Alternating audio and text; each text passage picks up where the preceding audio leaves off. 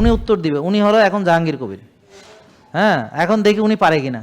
আমি বুঝাইতে যাচ্ছি যে আমাদের যারা ফলো করে ওরা যেটুক জানে, আমাদের অনেক ডাক্তার আছে বিশ্বাস করেন, তারা এটা জানে না। এখন কি অ্যালার্জির পরামর্শ লাগবে স্যার? দেন অ্যালার্জির পরামর্শ। প্রশ্ন হলো, এই যে ডায়াবেটিক্সটা কি আমরা ভালো হব কিনা স্যার? হ্যাঁ, ওই যে জিজ্ঞেস করেন, উনি ওনারে জিজ্ঞেস করেন। হ্যাঁ, বলেন ডায়াবেটিস ভালো হবে। আমার একজন যারা আমাকে ফলো করেন, আমি ওনাকে দাঁড়া করাই, আপনারা তাকে প্রশ্ন করেন, দেখেন করবেন প্রশ্ন। আচ্ছা, নতুন কে আসছে প্রশ্ন আমার কাছে কি জানতে চান? কেউ একজন হাত তোলেন। হ্যাঁ, আপনি আসেন, এদিকে আসেন, আপনি আসেন, আপনি এদিকে আসেন, আপনি প্রশ্ন করবেন, ঠিক আছে? উনি উত্তর দিবে। উনি হলো এখন জাহাঙ্গীর কবির। হ্যাঁ, এখন দেখি উনি পারে কিনা। এখানে আসেন বাবা, আপনি আমার একটা প্রশ্ন করেন, যেই প্রশ্নটা আপনি করতেছেন বলেন।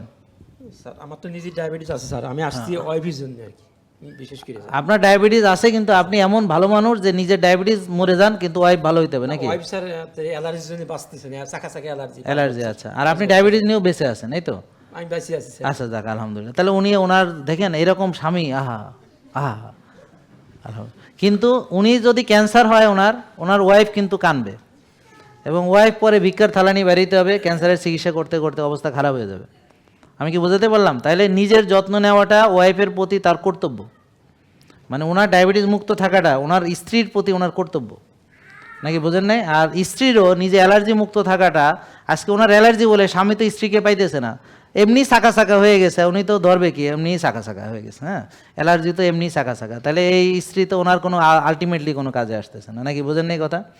কারণ ওনার তো নিজের অবস্থা খারাপ, ওনার স্ত্রীর অবস্থা খারাপ। দেখেন, তাহলে এখন স্ত্রী যদি সুস্থ থাকতো, উনি যদি সুস্থ থাকেন, তাহলে এই যে কপত কপতির মতো ওনারা এখন হানিমুন পিরিয়ড পার করতেন নাকি?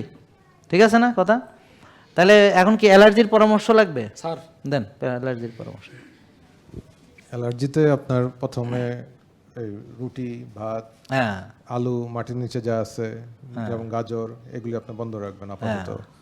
কিছুদিন 15 দিন 10 দিন 15 দিন বন্ধ রাখার পরে আপনার ফ্যাট মোড, সুগার মোড থেকে খাবে কি জিজ্ঞেস করছে? হ্যাঁ, খাবেন হলো আপনার সবজি খাবেন, মাছ খাবেন, মাংস খাবেন, তারপর আপনার যা কিছু আছে পৃথিবী সব খাবেন, তেল খাবেন, অলিভ অয়েল খাবেন, ভালো জিনিস, ভালো জিনিস, উৎকৃষ্ট জিনিস। এবং আল্লাহ যেটা বানাইছে ওটা খাবেন। সয়াবিন তেল প্রসেস, এটা হলো আপনার তৈয়ব না, এটা হলো আপনার সয়াবিন তেল খাওয়া কোরআনে নিষেধ আছে, আমরা জানি না বলে খাচ্ছে। হবিস খাবার। হ্যাঁ, এটা সরষের তেল ঘানিতে ভাঙানো হইতে হবে, ঘানিতে বানানো, কাঠের ঘানিতে বানানো। তারপর আপনার মানে আমাদের গুলো আর কি। হ্যাঁ, এগুলি খাওয়ার পরে আপনার ব্যবসা 10-15 বোঝেন দিন না, পরে, ব্যবসা করতে বসছি আমরা। হ্যাঁ, মানে এগুলো ভাবে অনেকে এসে। 10-15 আরে দিন বাবা, উনি পরে, তো ব্যবসা পেতে বসছে। 10-15 দিন পরে আপনার ফ্যাট বার্নিং মোডে চলে যাবে আপনার শরীর।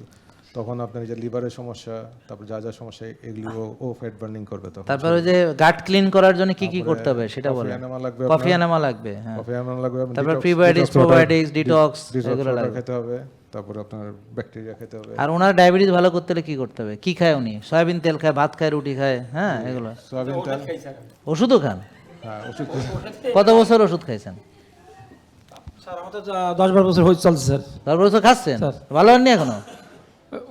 এখনো ভালো হয়নি? ওইটা কম থাকে আর কি, কম থাকে, কন্ট্রোল করেছেন? ওইটা স্যার কন্টিনিউ চলে। আর ওষুধ বন্ধ করে দিলে কি হয়?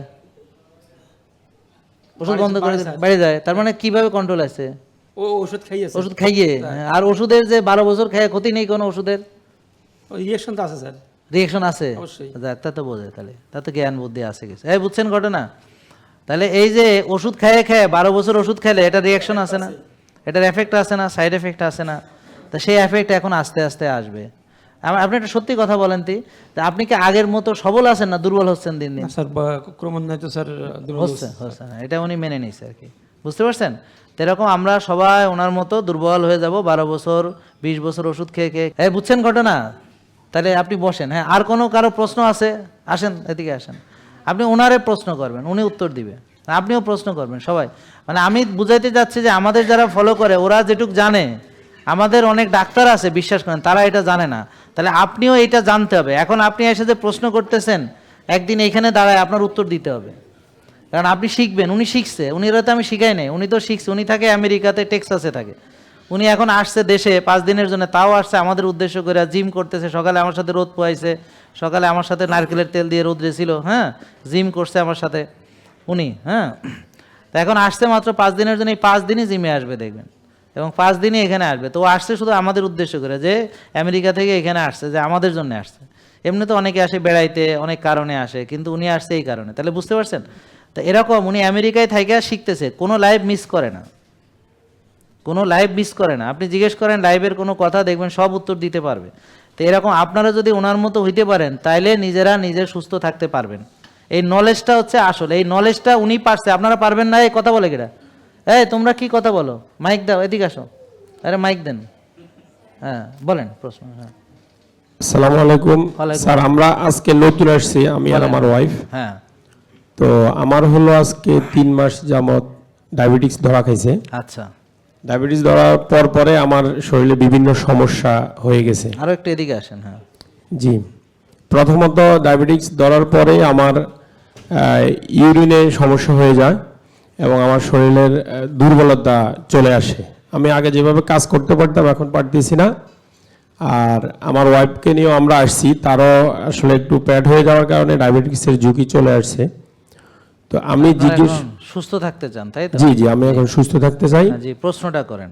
আর প্রশ্ন হলো, এই যে ডায়াবেটিক্সটা কি আমরা ভালো হব কিনা স্যার? হ্যাঁ ওই যে জিজ্ঞেস করেন, উনি ওনারে জিজ্ঞেস করেন। হ্যাঁ, বলেন ডায়াবেটিস ভালো হবে কিনা? অবশ্যই হবেন, আপনার 7-8 দিনের মধ্যে ভালো হয়ে যাবেন, 7-8 দিনও লাগবে না? আরো কমের মধ্যে ভালো হয়ে যাবেন। আপনার ইনফরমেশন হয়েছে আপনার শরীরে, এবং ওই যে রুটি টুটি খাওয়ার জন্য সুগার বেড়ে গেছে শরীরে। তো আপনি আপনি প্রথমে কি কি খান? দাঁড়ান, ওখানে বলেন কি কি খায়। জি স্যার, আমি ডায়াবেটিক্স হওয়ার আগে স্বাভাবিকভাবে খাবার খেতাম। সেই স্বাভাবিক খাবারটা এই যে কি? এদিকে আসেন। ভাত মাংস এটা যে রুটি, স্বাভাবিক আপনারা শিখাইছে কে? মানে আমাদের যে ন্যাচারাল এই না, না, খাবারগুলো। আপনি বলেন যে আপনি স্বাভাবিক। না স্যার। এই রে বাবা, আপনি অস্বাভাবিক হয়ে গেছেন। জি তাহলে যেই খাবার খেয়ে অস্বাভাবিক হয়েছেন সেটা স্বাভাবিক না স্যার। তো? তাহলে আপনি যে স্বাভাবিক খাবার বললেন, এই স্বাভাবিক খাবার যে আপনাদের চিনাইছে কে বলেন তো? ধরেন আমি ওদের সাথে বললাম যে আমরা আগে মলন দিতাম, মলন বুঝেন, গরু দিয়ে এই ধানগুলো এটারে পাড়াইতাম, মলম দিতাম, মাড়াই করা মলন দিতাম। তা আমি ওই যে আজকে সকালে এটা বলতেছিলাম। এখন ধরেন আপনারা আগে যে চালটা খাইতেন, আমরা যখন ছোটবেলায় যে চালটা খাইতাম, মোটা মোটা ঢেকি ছাটানো যে লাল চাল, সেটা কি আমরা এখন খাই? তাহলে আমরা যে ভাতটা খাই আর ওই ভাতটা কি এক? তাহলে আমি এটাকে স্বাভাবিক ভাবতেছি, আমি তো একটা অস্বাভাবিক মানুষ। গেল। এরপরে সকালে ভিডিওটা আপনি দেখেন নাই, বলছি যে যদি ভাত খাইতে হয় তাইলে এরকম আইসা এরকম মারাইয়া সারা 12-14 ঘন্টা কাম কইরা তারপরে না আপনি ভাত খাইবেন। তা আপনি কি হে কাম করছেন? না স্যার। তাহলে কি জন্য ভাত খান? কথা বুঝেন নাই? ধরেন আপনি যে স্বাভাবিক ভাত খাইতেছেন, স্বাভাবিকভাবে খাইতে আছেন, আপনি নিজে স্বাভাবিক কিনা? তাহলে যারা ওইখানে কাজ করতেছে ওরা না ভাত খাইলে কোনো অসুবিধা না। একজন কৃষক ভাত খাবে না? তোরা কয় বেলা খায় শুনছেন? কয় বেলা খায়? 3 বেলা। রুগী ওনার মতো মা বুড়ি আছে? আপনি দেখছেন না লোকটা আমার পাশে ছিল, যে দেখছেন কোনো বুড়ি টুড়ি আছে? কিছু আছে? কিছু নাই। রোগ আছে? প্রেশার আছে? কিচ্ছু নাই। ওষুধ খায়? খায় না। এই কেন বলেন? তাহলে এই যে আপনি যে অস্বাভাবিক খাবারকে স্বাভাবিক বলেন, সাদা চাল হাইব্রিড কেমিক্যাল ফার্টিলাইজার পেস্টিসাইড দ্বারা উৎপাদিত, ফাইবার ফেলে দেওয়া হয়েছে। হ্যাঁ, এখন সেই ভাতটা আপনি রান্না করে খাইতে আছেন, সাথে সয়াবিন তেলের তরকারি, সাথে চাষের ডিম, চাষের মাছ, চাষের মুরগি, চাষের গরু, চাষের ছাগল। এছাড়া সপ্তাহে দাওয়াত কয়টা খান? একদম হাসা কথা করেন, নাহলে আপনার বউরের সব নিয়ে আসুন। স্যার এখন খাওয়া হয় না দাওয়াত। এখন না, খাওয়া আগে হয়েছে। কতগুলা খাইতেন? আগের কথা। 2টা একটা এরকম সপ্তাহে খাওয়া হতো, 2-3টা। জি। তাহলে মাসে হলো 3-4 12টা, 10-12টা দাওয়াত।